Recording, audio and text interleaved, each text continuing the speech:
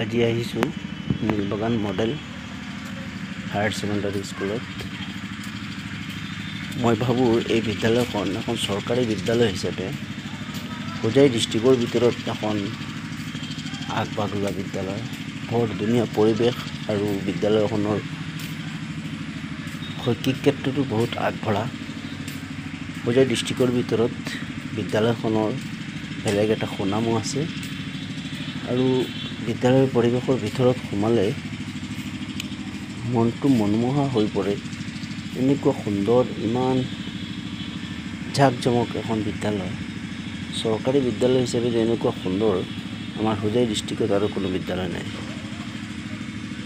আপোনালোকে চাগে নিশ্চয় জানে, হোজাই ডিষ্ট্ৰিক্টৰ ভিতৰত এখন আগশাৰীৰ বিদ্যালয় নীলবাগান মডেল HS স্কুল। আজি মাজে মাজে প্ৰায় সময় আহোঁ বিদ্যালয়ত। বিদ্যালয়ৰ চাৰিওফালে ঘূৰিবলৈ সময় নাথাকে। আজি বিশেষ এটা প্ৰগ্ৰামৰ কাৰণে বিদ্যালয়খনলৈ আহিছোঁ। বৰ ভাল লাগিল বিদ্যালয়ৰ দৃশ্য দেখি।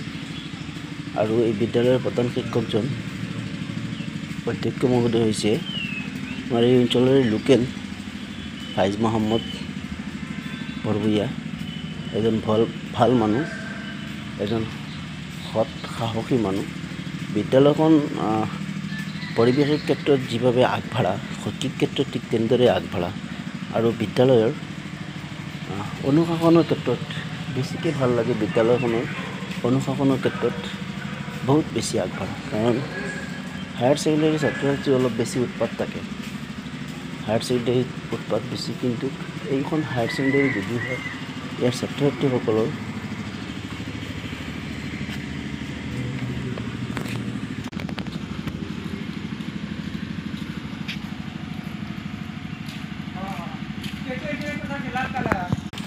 বিদ্যালয়খনৰ শৈক্ষিক পৰিৱেশ যেনেদৰে আগবঢ়া, অনুশাসনমূলক নীতিৰ ক্ষেত্ৰতো বিদ্যালয়খন বহুত বেছি আগবঢ়া।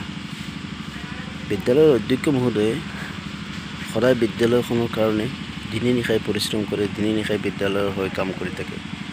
এনেকুৱা এখন সুন্দৰ বিদ্যালয় তেওঁ গঠন কৰিছে, আজীৱন মানুহে মনত ৰাখিব। আৰু এইখন বিদ্যালয়ৰ পৰা যিসকল শিক্ষাৰ্থীয়ে পাঠদান কৰি যাব, সিহঁতৰো মনত থাকিব। সিহঁতৰ শিষ্টাচাৰমূলক আৰু চৰিত্ৰৰ ওপৰত কোনেও কথা ক'ব নোৱাৰে, কাৰণ বিদ্যালয়ৰ প্ৰধান শিক্ষক মহোদয়ে, অধ্যক্ষ মহোদয়ে যিবিলাক ছাত্ৰ ছাত্ৰীক অনুশাসন দিয়ে, সেই অনুশাসনখিনি গোটেই জীৱন শিক্ষাৰ্থীসকলে মনত ৰাখিব। আহিব পাৰিলে আপোনালোকে বিদ্যালয়খন পৰিদৰ্শন কৰি যাব আৰু অধ্যক্ষ মহোদয়ক ছাপোৰ্ট দিব। ধন্যবাদ।